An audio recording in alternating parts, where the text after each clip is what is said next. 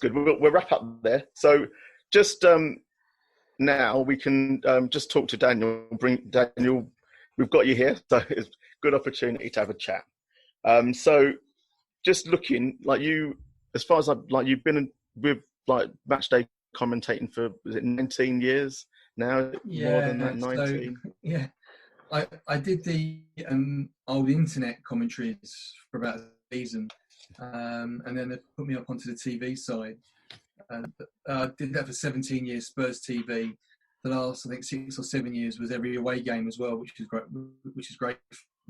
Yeah. And for the last 2 years, this is my second season. There's a commentary service inside the ground for visually impaired supporters, and myself and another guy, Gareth, we do that. And it's very, very rewarding to hear some of the feedback. It's obviously much smaller scale than Spurs TV, but some of the feedback and how, people that can't see much, how the game comes alive for them.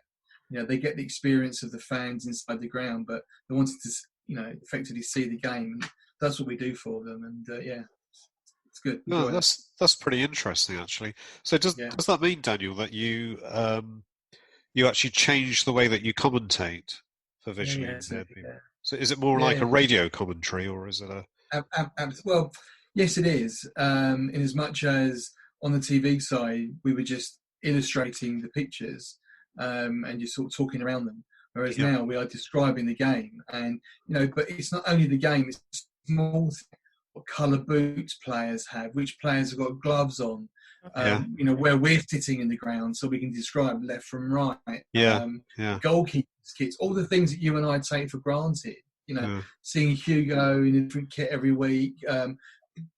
Players who wear a plethora of different colour boots these days. It's all small things that, like I said, we take for granted, and just bringing that off the page so that they can get the full experience. So where, in the new stadium, where is your position now compared to where you were sat in the old stadium? Yeah, so they've effectively switched it around. I used to be on the TV gantry hanging off the East End roof, which was the coldest part of the ground. Some of those winter nights, it was covered in pigeon shit as well. It was character building. So they've switched it around. The cameras now are on the West Stand.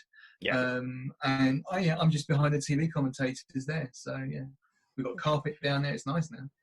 So it's a bit plusher, I remember there used to be times where I always used to respond to your tweets. So you'd tweet I don't know, for a kickoff, and you'd be there. I don't know, 4 hours before. It seemed to be 3 or 4 hours before. It was, and I'd you'd be there, and I'd be just getting up. So, how long before a game do you need to be there, to prepare? So, in the Spurs days when I was doing that, there was a few places that picked up the sound. So I just like to get there. I mean, I don't live too far from White Hart Lane. I live in Chigwell, so it's not that far away. I just used to like to make sure that I was there time parked up.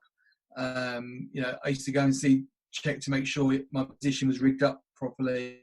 And then we used to have to test the sound to make sure that it could be heard everywhere it had to be heard. Back in the day, when David Pleat was the caretaker manager, we used to interview him after the team news was announced. So you just get into the habit of being at the ground early. I never like, and we get the news, and I just finish off my note based on the team news, make my way to the position, and that's it. But I'm the same with my day job. I always get there early. I just like to make sure everything's okay. Seen you outside the ground a few times, nice and early. So we have, absolutely. It's the best way to be. Yeah, great. So, Stacey, you had a question for Daniel? Yeah, who's the most players-wise? Who talks the most? What, on the pitch? No, outside. So away from the pitch. Who's the most chatty player? Who's the one that you can't shut up when you do anything else? They keep on talking to you, and you have to say, "Carl, I've got to go now." There's a few like that. I mean, Jermaine Defoe was like that, but in a nice way. One of my favourite stories of Jermaine Defoe was he was always so engaged with the fans. He really cared about the fans. There was one game, I just happened to be walking in at the same time as him, and he walked in with another player. I'm not going to name him because it's not fair. Jermaine stood and signed autographs for everybody. This other player walked in without stopping to sign. When he got inside, I heard him say to the other player, "Why didn't you sign?" And this was at 11 o'clock in the morning for a 3 o'clock kickoff. They'll be there. I'll sign them on the way out. I think that's 6, 7 o'clock. You know, he said, "Go out and sign," and he did. Is that sorry, Stace. Do you think that's some? I don't know at what point in his career that was, because Jermaine Defoe. My son went out as a mascot with Jermaine Defoe, and that in 2004. And like in those days, you had obviously Robbie Keane and Michael Brown, and other players as well. But Robbie Keane and Michael Brown were the ones that struck me because they were holding the hands of the mascots. They were talking to the mascots. I think, if I remember rightly, Michael Brown's mascot was taller than him, you know, and he still held his hand, and he was still talking to him. And then when they had to pose for the photo, like all of the players, they had their hands on mascots' shoulders and stuff like that. And like Defoe was stood there, like my son was stood there, and there was no talk, there was no contact, and I was a bit disappointed at the time. So I just wonder if it's something, because I know that as he got older, certainly as he got like later on in his career, he was sort of warmer and he seems to have matured. And I just wondered if that was, if that's something. I think what I'd say to that is, I think every player responds differently in the sort of 10 minutes before the game. You know, they're effectively in the zone then, and to be fair to Jermaine Defoe, it may well have been that same day that I was talking about. It's just the case of those 10 minutes, you're fully in the zone, you're preparing for the game. You don't. I've always said this. I don't think it's fair to plonk a kid alongside you and expect them to respond and interact when they're focusing. You've got Rick Keane standing next to you, who's trying to intimidate you, or Vinnie Jones kicking chunks out of you in the tunnel before you even set foot on the pitch. All you want to do is focus. So that's a little bit harsh to actually, I think, judge them at that moment in time. That's my personal. But I've always said. No, it's just not. I wouldn't say judgment, it's just an observation. I wasn't aiming that at you. I mean, generally, Yes. So, Andy, did you have a question for Daniel? Yeah, I did really. Just following on from a bit earlier, what you were mentioning about the new stadium, because I'd like to know what the differences are between the old White Hart Lane and the new stadium in terms of commentating there, and has it changed your routine at all for matches, or can you pretty much do the same thing?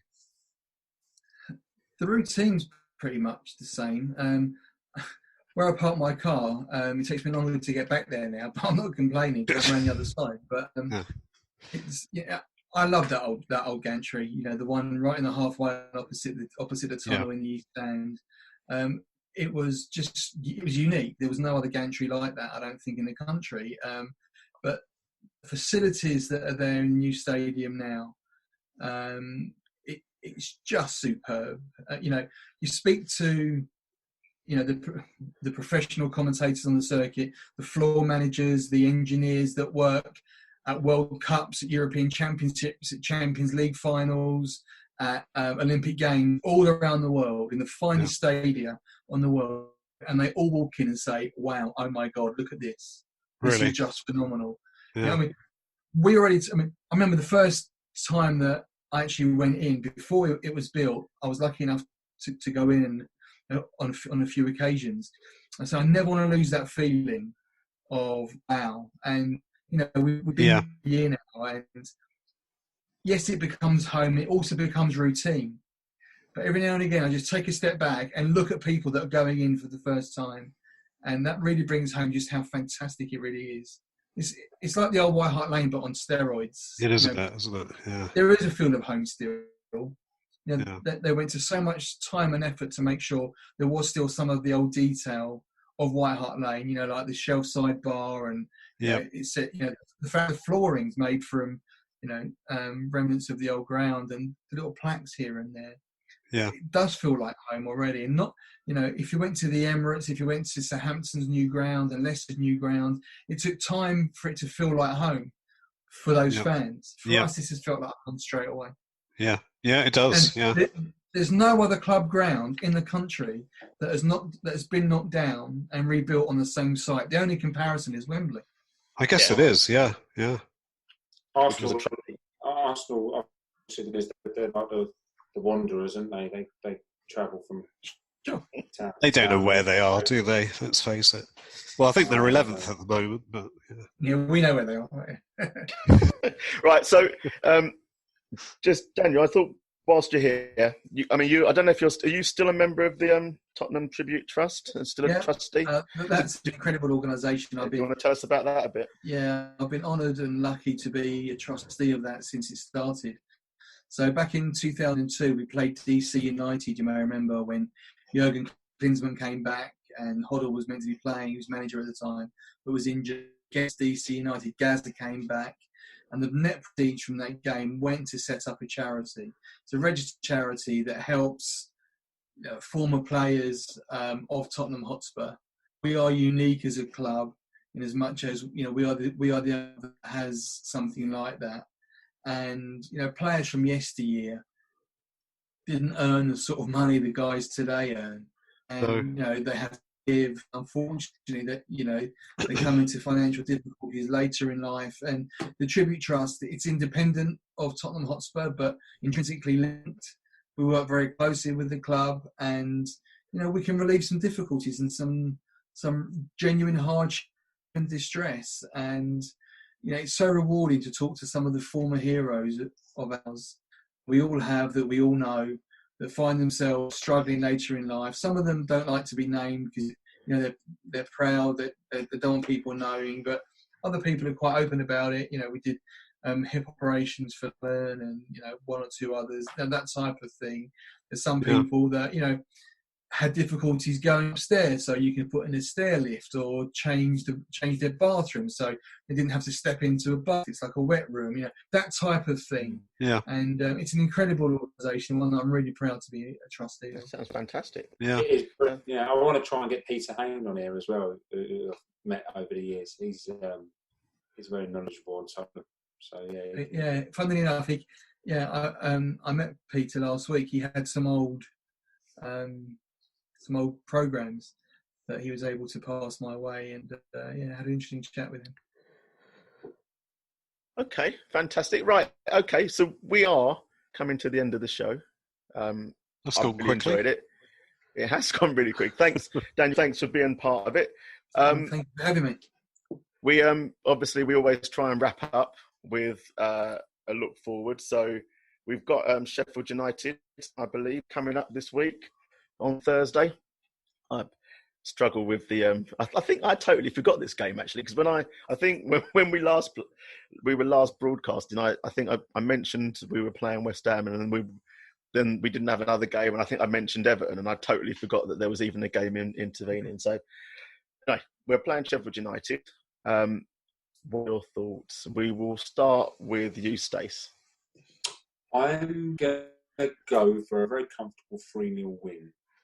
Okay. They're not in the best form. They've had an extra game. I'm going to go for a comfortable 3-0 win against the Blades. Yeah. Fantastic. Nice. Happy days. Andy? Well, one thing I've noticed in the last couple of games is we haven't actually conceded a goal in open play. So I'm going to go for a 2-0 win and, keep those clean sheets coming. Okay. Daniel? Yeah, it's like waiting for the number 5 bus. We've only had 5 clean sheets all season, and I think we are going to have another one. So, I'm 2-0 as well. Okay. Fine. What are you going to go for? Just before I go with mine, obviously Daniel's the stat man and likes to know about stats and stuff, and not necessarily stats man, but something he should definitely bear in mind. We're now unbeaten, surely in over 3 months. I mean, this is. Have we ever been on such an extended run? Yeah, so most years between May and August we tend to do fairly well. Yeah, but in season we're still in the same season. So there's been runs sort of Oh, blimey, you put me on the spot here now, which I didn't prepare for. But there's been runs of 11, 12 games, I think 13, 14 at some points as well, unbeaten. If we do beat Sheffield